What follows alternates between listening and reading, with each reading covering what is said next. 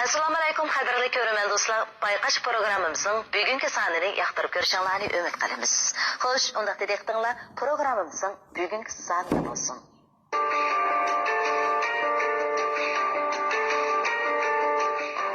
U bir mahir izchi. Lopnur tarixi uningsiz mavjud emas. Kırorənni və Qum dərya qəbirstanlığıdək ölçməz tarixi izlarını bayqovchi Ördək umaq haqidagi bayonlarimiz bugünkü bayqash programmamizda. 19. asrning keyingi yarmidan boshlab G'arb dunyosi uchun to'liq notanish ham sirliq makon hisoblangan tarix muaddisi, diyorimizning izchi, yo'l boshlovchilarning xolis to'kisi.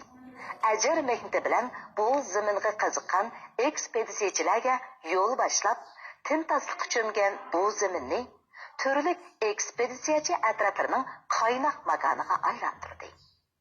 Ana shu yo'l boshlovchilar orasida shaxsiyatsiz, qobil bir izchi buyuk simolar qatorida o'rin olishga munosib. U bo'lsa-mu o'rdak umaq. Upuq bilan kiralishib ketgan ko'z yetishsiz bu qumluq, asrlardan buyon qum ostida ko'milib yotgan tilsimatlarni o'z qo'ynida bag'ashlab, timtasliqqa mahkum bo'lganiga uzoq yillar bo'lgan edi. To'gi qarvinining kuldirma ovozi, bir-birining keynidan sung'ushib ketayotgan to'lma harg'in bu sayyohlarning bu timtas zaminga qadam bosishi bilan saltanatlik bu zamin jahon ahliga chumbartisni etishga muvaffaq bo'ldi.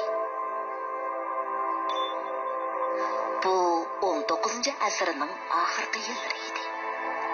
Chet el arxeologlaridan Steven Hedin boshchiligidagi ekspeditsiya atrofi Lopnur rayoniga tashrifga kelganida Lopnurlik izchi o'rdak umaq bilan yillardan beri tadqiqotchilarning nopozliq tadqiqot temalarining biri bo'lib kelayotgan Kırorənni qadim shaharni jamoatchilikka tanitgan edi.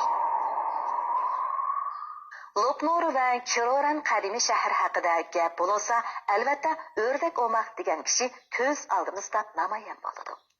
Lopnurning tarixi va lopnurshunoslik ilmining bugungi taraqqiyoti Kırorənni va Qum daryo qabristonligidek o'chmas tarixiy izlar dal mushu o'rdak umaqning to'kisidan ayrilmaydi. O'rdak bir tarix shaxs. Ya'ni Lopnurdan chiqqan ismi bizga ma'lum bo'lgan va ma'lum bo'lmagan minglagan necha minglagan donliq ovchi, izchi, qo'shoqchilardan ismi ma'lum bo'lgan. Shundaqla izlari ancha-muncha xotirga ilingan bir muhim shaxs deb qaraymiz.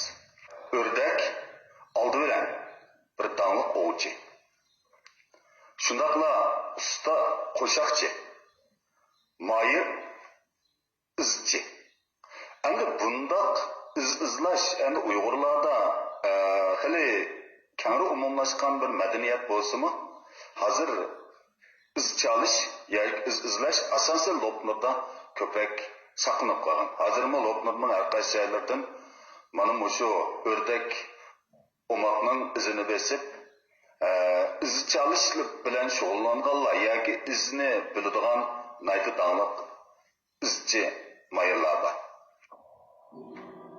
O'rdakdan iborat bu tarixiy shaxs oldi bilan ekspeditsiyachilarning yozmalaridan ma'lum bo'lgan. Uning ismi burungi materiallarda har xil elingan. Keyingi vaqtlarda Steven Hedinning yozmasida uning ismining o'rdak deb xotirlanganligi aniqlangandan keyin uning ayni chog'da o'rdak deb atalganligi ma'lum bo'lgan. O'rdek bovumizning asli ismi kichik tug'ilgan vaqtida qo'ygan ismi Osman. Andan keyin u shu suda to'la yurib sudan tashqi chiqmay shunday yuriy oladi ekan.